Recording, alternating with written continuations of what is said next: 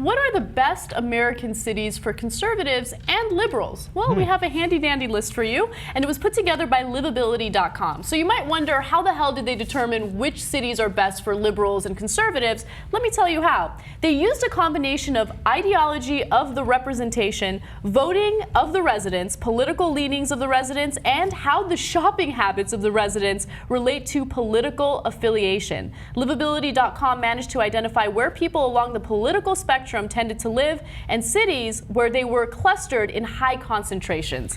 So now looking at the criteria that they use, you get the sense that it's not necessarily quality of living here, but how concentrated libs are and how concentrated conservatives are, and moderates also in different areas. The shopping thing throws me for a loop. I don't understand that one at all. But is it like if you're shopping at Walmart and buying a gun, you're more likely to be a conservative? Oh, maybe. I think that's what they were probably referring to. And if you're buying like granola, obviously you're more likely to be a lib. Sushi, lib, right? So maybe that's how they did it. But the bottom line is these are where you're going to find like-minded people. Absolutely. Okay. So let's take a look at the list of cities and figure out where you'd like to live most. All right. So let's start off with the 10 best cities for liberals in 2014. So number one at the list is obvious. Okay. You have Berkeley, California, which is lovely.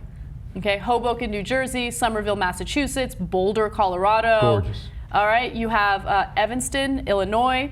College Park, Maryland, Ann Arbor, Michigan, Mercer Island, Washington, Alexandria, Virginia, and Newport in Rhode Island. All right, so two things about this list. One is these are generally lovely places, okay? I don't think that people would mind living in almost any of them. They're really beautiful places in whole, right? Boulder, Colorado is gorgeous, Alexandria is really nice, yada, yada, right?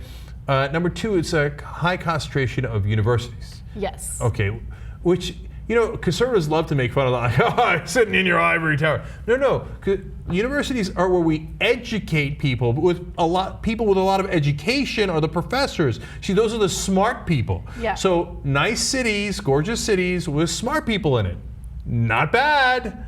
I don't know how Hoboken got on the list, but okay. Hoboken has notoriously fascist cops, by the way, historically. But obviously it's next to New York, very liberal, and that's probably why they're on the list. Absolutely. Now, I would love to compare these cities to conservative cities, okay? So what are the top 10 cities for conservatives? Oh, I love this list. Number one is Alabaster, Alabama. No, I'm sorry, you said that wrong. Alabaster, Alabama. All right. Then you have Crestview, Florida. Clinton, Utah, Bristol, Tennessee, Odessa, Texas. Oh, have you ever been to Odessa? I actually haven't. Have you been there? Every city on this list is a disaster. Really? You have Yukon, Oklahoma. All right. Oh, come on, rest my case. Slidell, Louisiana, Olive Branch, Mississippi, Peachtree City, Georgia, and Benton, Arkansas. Okay. Obviously, since I'm what one website characterized me as top lib, okay, since I'm a top lib, of course I'm not going to like the most conservative cities, and obviously I'm enormously biased in this case. But really, you really would rather live in Alabaster, Alabama, or Odessa, Texas, as opposed to like lovely Ann Arbor, Michigan, and Newport, Rhode Island, and College Park, Maryland, to all the people who've been in these places. Boulder, Colorado is so beautiful. Now, I'm sure some of these cities, the smaller towns in the South, are also beautiful in their own ways. But to me, the idea of living among a bunch of people who are not as well educated, let's be honest, okay? You do the math on those cities, you're gonna find that they're not nearly as educated as some of those college cities, obviously, right? And everybody's conservative, and everybody thinks, oh, gay marriage is horrible, and everybody thinks, oh my God, the immigrants, and it's a race between immigrants and Ebola for who's going to kill us quicker, and oh, it sounds terrible.